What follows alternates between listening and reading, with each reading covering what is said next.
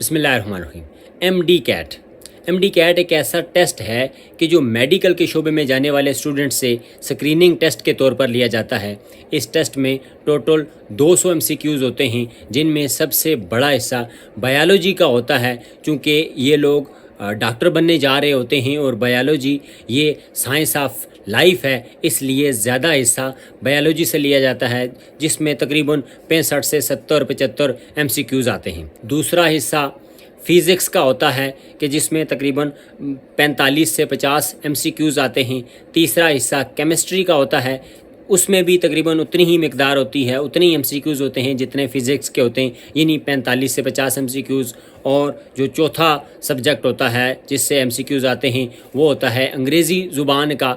और अंग्रेज़ी ज़ुबान ज़ाहिर है इंटरनेशनल ज़ुबान है, और जितनी भी हमारी हायर एजुकेशन है वो अंग्रेज़ी ज़ुबान में होती है, और अंग्रेज़ी से भी 18 से 20-22 एमसीक्यूज़ आते हैं। और आखिरी और सबसे जो कम एमसीक्यूज़ वाला पोर्शन होता है वो होता है रीजनिंग का, कि जिसमें से 6 से 8 एमसीक्यूज़ आते हैं। आज के सेशन में हम KMU ने यानी खैबर मेडिकल यूनिवर्सिटी ने जो 2024 में MD कैट का टेस्ट लिया था, उसमें अंग्रेज़ी के पोर्शन को डिटेल में डिस्कस करेंगे। इंग्लिश का पोर्शन 177 नंबर MCQ से स्टार्ट होता है। Punctuate the given sentence correctly. हमारे पास एक सेंटेंस है कि the teacher asked did you complete your homework. हमने 4 मतलूबा जो हमारे पास गिवन ऑप्शंस हैं, इनमें से बताना है कि किस में पंक्चुएशन दुरुस्त इस्तेमाल हुई है। अब यहाँ चारों ऑप्शंस को आप बगौर देखें तो आप इस नतीजे पर पहुँचेंगे कि जो हमारे पास ऑप्शन बी है ये करेक्टली पंक्चुएटेड है। उसकी वजह क्या है कि द टीचर आस्क्ड, उसके बाद कामा है। ज़ाहिर है ये जो बाहर वाला हिस्सा होता है, हमें पता है कि ये चारों के चारों ये डायरेक्ट स्पीच के हैं, और डायरेक्ट स्पीच में 2 हिस्से होते हैं, एक इन्वर्टेड कामास के अंदर जिसको हम रिपोर्टेड स्पीच कहते हैं, और एक इन्वर्टेड कामास के बाहर जिसको हम रिपोर्टिंग स्पीच कहते हैं। तो रिपोर्टिंग स्पीच और रिपोर्टेड स्पीच को अलग करने के लिए हम कामा का इस्तेमाल करते हैं। तो ऑप्शन बी में द टीचर आस्क्ड के बाद कामा का इस्तेमाल हुआ है। फिर इसके बाद जो हमारे पास रिपोर्टेड स्पीच होता है वो इन्वर्टेड कामाज में होता है। बिल्कुल, did you complete your homework ये इन्वर्टेड कामाज के अंदर है। अब चूंकि ये सवाल है और आखिर में साइन ऑफ इंटरोगेशन होना चाहिए, वो भी यहाँ पर मौजूद है, और डिड का जो डी है ये कैपिटल बी लिखा गया है। तो इसलिए यहाँ पर जो ऑप्शन बी है इसमें सारे के सारे लवाजमात पूरे किए गए। हम ऑप्शन ए को देखते हैं कि वो क्यों गलत है। उसमें 2 मसाइल हैं। एक तो ये है कि द टीचर आस्क के बाद कामा है, और did you complete your homework ना तो इन्वर्टेड कामाज हैं, और जो डिड का डी है वो भी समाल है। ऑप्शन सी में क्या मसला है? ऑप्शन सी में द टीचर आस्क के बाद कामा, यहाँ तक तो बात ठीक है। Did you complete your homework, यहाँ पर डिड का डी भी बड़ा नहीं है, और आखिर में सवालिया निशान यानी साइन ऑफ इंटरोगेशन भी मौजूद नहीं है। ऑप्शन डी में क्या गलती है? द टीचर आस्क्ड उसके बाद comma, did you complete your homework, यहाँ पर ना तो इन्वर्टेड कामाज का इस्तेमाल है, ना ही आखिर में साइन ऑफ इंटरोगेशन यानी सवालिया निशान है, और ना ही डिड का डी कैपिटल लिखा हुआ है। हमारे पास अगला क्वेश्चन है 178 number, punctuate the following sentence correctly. यहाँ भी हमने पंक्चुएशन को के लिहाज से देखना है कि कौन सा सेंटेंस दुरुस्त है, और सेंटेंस क्या कौन सा है? Let's meet at Sara's house after school.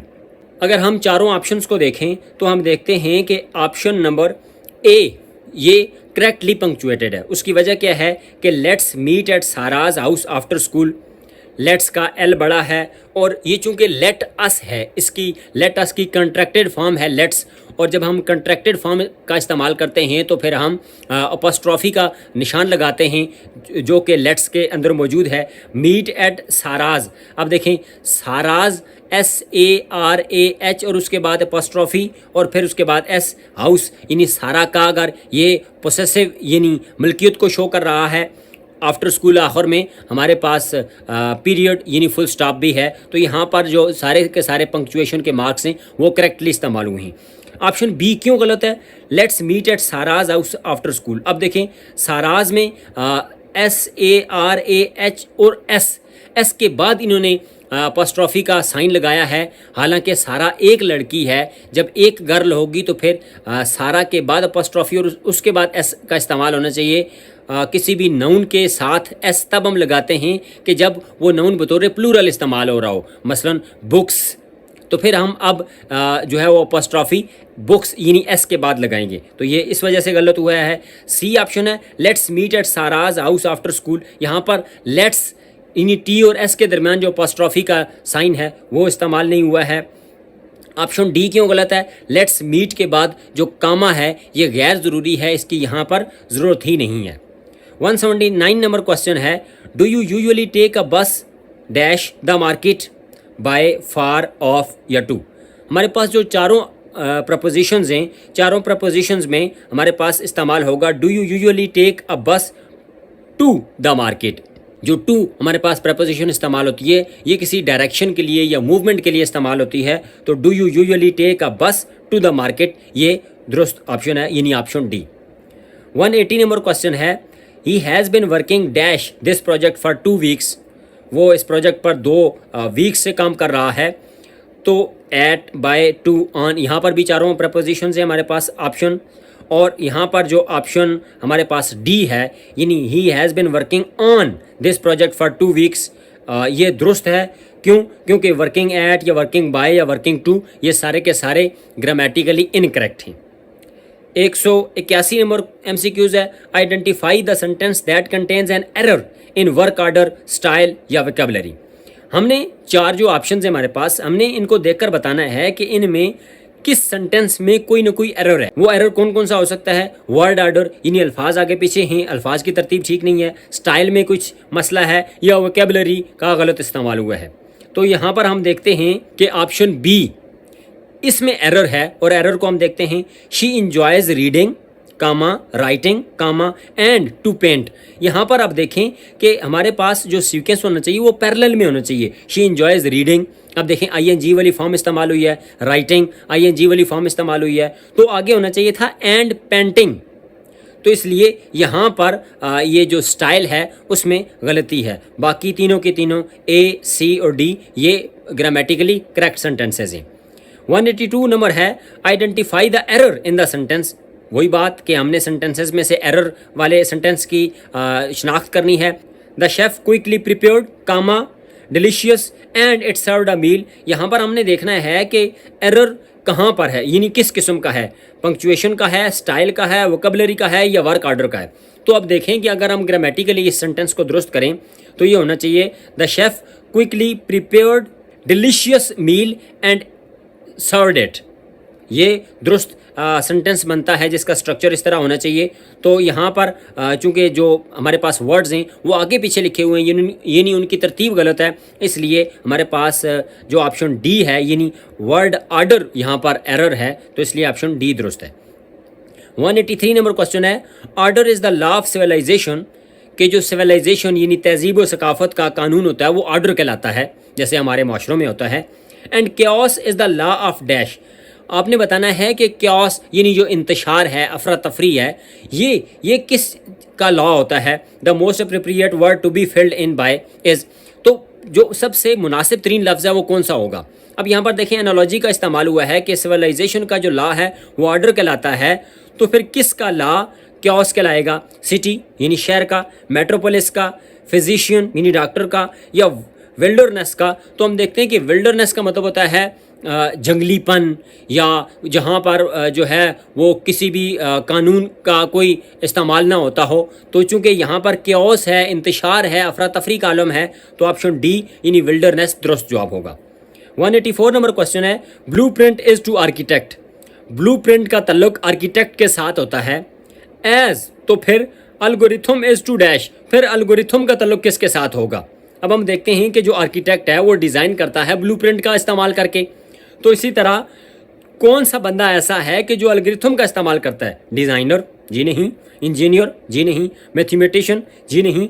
बल्कि प्रोग्रामर एक ऐसा बंदा होता है कि जो अपना प्रोग्राम बनाते हुए अलगोरिथम का इस्तेमाल करता है, तो ऑप्शन डी दुरुस्त है। 185 नंबर क्वेश्चन है, regular exercise has been shown to improve overall health by reducing the risk of chronic diseases such as heart disease and diabetes. Additionally, exercise enhances mental well-being by reducing stress, anxiety and depression. Despite these benefits, many people find it challenging to maintain a consistent exercise routine due to busy schedules and a lack of motivation. हमने यहाँ पर देखना है कि based on the paragraph which of the following statements can be inferred. ये जो हमारे पास पूरा पैराग्राफ था कि जिसमें बताया गया था कि रेगुलर एक्सरसाइज से जो हमारे डिजीज़ेज़ होती हैं, ख़ास तौर पर दिल की बीमारियां या हमारी जो डायबिटीज़ यानी मोटापा है, ये ख़त्म हो सकती हैं। इसके साथ साथ रेगुलर एक्सरसाइज से हमारी न सिर्फ फिज़िकल हेल्थ बेहतर होती है बल्कि हमारी जो मेंटल हेल्थ है उस पर भी बेहतर असर होता है। ताहम ज़्यादातर लोग अपने बिजी शेड्यूल की वजह से या मोटिवेशन की कमी की वजह से वो एक्सरसाइज नहीं कर पाते हैं। तो हमने बताना है कि ये जो सारा पैराग्राफ है इसमें किस चीज़ का मतलब हम निकाल सकते हैं। Busy schedules and lack of motivation are barriers to regular exercise. Chronic diseases can not be prevented by regular exercise. तो आप देख रहे हैं कि जो ऑप्शन नंबर ए है ये दुरुस्त है कि बिजी शेड्यूल और मोटिवेशन की कमी की वजह से लोग रेगुलर एक्सरसाइज नहीं कर सकते। अब बाकी ऑप्शंस में क्या गलती है देखते हैं। Chronic diseases can not be prevented by regular exercise. अभी तो हमने पढ़ा कि जो क्रोनिक डिजीजेज होती हैं वो रेगुलर एक्सरसाइज से ख़त्म की जा सकती हैं या उनको कम किया जा सकता है। Exercise is only beneficial for physical health not for mental health. अभी हमने पढ़ा कि जो एक्सरसाइज है वो फिजिकल हेल्थ के लिए भी बेहतर है और मेंटल हेल्थ के लिए भी बेहतर है। People who exercise regularly never experience stress और एंग्जाइटी। जो लोग रेगुलर एक्सरसाइज करते हैं वो उनको स्ट्रेस भी नहीं होता और एंग्जाइटी भी नहीं होता। हमारे पास जो ऑप्शन ए था वो दुरुस्त था। 186 नंबर क्वेश्चन है, which of the following words is a synonym for meticulous. Meticulous अंग्रेजी जुबान का एक लफ्ज़ है। हमने बताना है कि इसका सिनोनिम कौन सा लफ्ज़ है, यानी मेटिकुलस का मतलब क्या होता है। तो मेटिकुलस का मतलब होता है बिल्कुल ठीक ठीक यानी दुरुस्त। तो आप यहाँ देखें, एबोरेंट, हिडलेस, इनकाशियस या प्रिसाइस। तो यहाँ पर हम देख रहे हैं कि ऑप्शन डी प्रिसाइस का मतलब भी वही होता है जो मेटिकुलस का होता है यानी दुरुस्त। तो इस तरह ऑप्शन डी दुरुस्त है। 187 नंबर क्वेश्चन है, a person who sells goods and services. एक ऐसा शख्स के जो चीज़ें बेचता है या कोई सर्विसेज प्रोवाइड करता है, खिदमात सर अंजाम देता है, उसको क्या कहते हैं। कंज्यूमर, परचेजर, पैट्रन या वेंडर। तो हम देख रहे हैं कि ऑप्शन ए बी सी ये तीनों वो लोग होते हैं कि जो चीज़ें खरीदते हैं, जबकि जो ऑप्शन डी है वेंडर, ये वो शख्स है कि जो चीज़ें बेचता है, सामान बेचता है और सर्विसेज मुहैया करता है। तो ऑप्शन डी दुरुस्त है। The detective noticed a subtle change in the suspect's tone when he asked about her whereabouts on the night of the crime, which hinted at something more significant. What does subtle most likely means? अब ये subtle लिखा होता है, B silent होता है, तो subtle का मतलब होता है हल्का फुल्का, न नजर आने वाला, यानी कमज़ोर, जो निगलेक्ट हो सके। तो यहाँ पर हम देख रहे हैं कि subtle का मतलब क्या हो सकता है, ड्रामेटिक, नोटेबल, ऑब्वियस। तीनों का मतलब होता है बड़ा, वाजे। जबकि ऑप्शन जो डी है स्लाइट, इसका मतलब होता है सटल यानी ना नजर आने वाला या कम नजर आने वाला या छोटा। 189 नंबर क्वेश्चन है, despite the complicated situation she remained dash calmly assuming her options before deciding. Fill in the blank with the appropriate choice. अब आपने देखना है कि हमारे पास जो ऑप्शन है composed, erratic, frantic and hysterical. यहाँ पर आप देखें कि डिस्पाइट द कॉम्प्लिकेटेड सिचुएशन, सख्त तनाव वाली सिचुएशन के बावजूद, she remained dash calmly assessing our options before deciding. तो कोई भी फैसला करने से पहले वो जो औरत है, वो जो लड़की है, वो काम है। अब काम है तो यकीनन जो दूसरी खुसूसियत होगी वो काम से रिलेटेड ही होगी, यानी उसको कोई स्ट्रेस नहीं है, वो टेंशन में नहीं है। तो ऐसी सूरत हाल को हम कहते हैं कि वो कंपोज्ड है। तो इस तरह ऑप्शन ए दुरुस्त है कि वो composed and calmly assessing our options before deciding थी। 190 नंबर क्वेश्चन है, find out the synonym of elated. Elated का सिनोनिम यानी मुतरादिफ हमने बताना है। इलेटेड का मतलब होता है खुश होना, और खुश भी कैसा होना, बहुत ज़्यादा खुश होना। अब हम देखते हैं, जब हमें मतलब पता चल गया इलेटेड का मतलब होता है बहुत ज़्यादा खुश होना, तो अब देखते हैं कंफ्यूज, डिसअपॉइंटेड, नर्वस। तीनों का एक ही मतलब है कि खुश ना होना, परेशान होना, स्ट्रेस में होना, टेंशन में होना। जबकि option number D overjoyed, overjoyed का मतलब होता है बहुत ज़्यादा खुश होना, यानी इलास्टेड का सिनोनिम। 191 नंबर क्वेश्चन है, choose the sentence with the correct tense and sentence structure. हमारे पास 4 ऑप्शन हैं, चारों में हमने बताना है कि किस जुमले में दुरुस्त टेंस का इस्तेमाल हुआ है और किस जुमले में जो स्ट्रक्चर ऑफ सेंटेंस है वो भी दुरुस्त है। तो यहाँ पर हम देख रहे हैं कि हमारे पास ऑप्शन डी दुरुस्त है। दे वर प्लेइंग फुटबॉल, वो फुटबॉल खेल रहे थे। When it started to rain, जब बारिश शुरू हुई। तो पहले जो हिस्सा है दे वर प्लेइंग फुटबॉल, हमारे पास पास्ट कंटिन्यूस टेंस है, और दूसरा when it started to rain past simple tense है या पास्ट इंडेफिनिट टेंस है। ए बी सी में क्या मसला है देखते हैं। He is going to the market, वो मार्केट जा रहा है, प्रेजेंट कंटिन्यूस टेंस है, जबकि आगे यस्टरडे लिखा हुआ है। यस्टरडे तो गुज़िश्ता कल को कहते हैं, यानी पास्ट की बात हो रही है, और आगे पास्ट पीछे प्रेजेंट, तो ये कोई कम्बिनेशन नहीं है। I had been waiting for the bus में बस का इंतज़ार कर रहा था, पास्ट परफेक्ट कंटिन्यूस टेंस है, एंड इट अराइव्स, और वो आ जाती है। पीछे पास्ट परफेक्ट कंटिन्यूस है और आगे प्रेजेंट इंडेफिनिट टेंस है, दोनों का कोई जोड़ नहीं है। She will finish our homework, future indefinite tense है, before she went to bed, और यहाँ पर आगे हमारे पास पास्ट इंडेफिनिट टेंस है, फ्यूचर और पास्ट इंडेफिनिट का कोई कम्बिनेशन नहीं है, इसलिए ये भी गलत है। 192 नंबर क्वेश्चन है, choose the correct sentence. 4 options हैं, चारों सेंटेंसेज हैं, हमने बताना है कि कौन सा दुरुस्त है। चारों ऑप्शंस में हमारे पास ऑप्शन सी दुरुस्त है कि my father was talking to his friend on mobile phone when I fell from the bicycle, कि जब मैं मोटरसाइकिल से गिरा, बाईसाइकिल से गिरा, तो मेरे वालिद साहब मोबाइल पर अपने दोस्त से बात कर रहे थे। क्यों, ये क्यों दुरुस्त है कि my father was talking to his friend on mobile phone, ये पास्ट कंटिन्यूस टेंस है। When I fell from the bicycle, ये पास्ट इंडेफिनिट टेंस है, दोनों पास्ट टेंस हैं, इसलिए बिल्कुल बेहतरीन मैच है। ए क्यों गलत है, my father was talking to his friend on mobile phone, past continuous tense है। When I fall from the bicycle, present tense है, तो पीछे पास्ट आगे प्रेजेंट मिस मैच है। My father is talking to his friend on mobile phone, present continuous tense, और आगे है when I fall from the bicycle, जब मैं बाईसाइकिल से गिरता हूँ। अब देखें, मेरे अब्बू बात कर रहे हैं अपने दोस्त से जब मैं मोटरसाइकिल से गिरता हूँ, तो ये कोई सेंस नहीं बनता।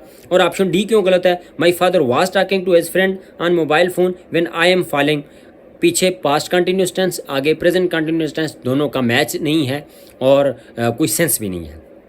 193 number, choose the correct sentence. दुरुस्त जवाब का हमने इंतखाब करना है। चारों हमारे पास ऑप्शंस हैं और चारों में हमारे पास ऑप्शन सी दुरुस्त है ग्रामेटिकली। क्यों, she did not know about the surprise party, वो सरप्राइज पार्टी के बारे में कुछ नहीं जानती थी। अब देखें, शी डिड नॉट नो, हम ये सारे के सारे ये जो सेंटेंस है ये हमारे पास पास्ट इनडेफिनिट टेंस में नेगेटिव सेंटेंस है। अब नेगेटिव सेंटेंस में हमें पता है कि हम डिड नॉट का इस्तेमाल करते हैं और उसके बाद वर्ब की पहली फॉर्म का इस्तेमाल करते हैं। तो अब देखें, शी डिड नॉट नो पहली फॉर्म इस्तेमाल हुई है, तो she did not know anything about the surprise party, तो ग्रामेटिकली दुरुस्त है। पहला और दूसरा, चौथा क्यों गलत है, she did not new second form इस्तेमाल हुई है, गलत है। She has not new, has के बाद वर्ब की थर्ड फॉर्म इस्तेमाल होती है, तो यहाँ न्यू के बजाय नोन होना चाहिए था। चौथा क्यों गलत है, शी डज नॉट के बाद भी वर्ब की फर्स्ट फॉर्म इस्तेमाल होती है, तो शी डज नॉट नो होना चाहिए था, यहाँ पर न्यू है, इसलिए ये गलत है। 194 नंबर क्वेश्चन है और अंग्रेजी के पोर्शन का आखिरी क्वेश्चन है।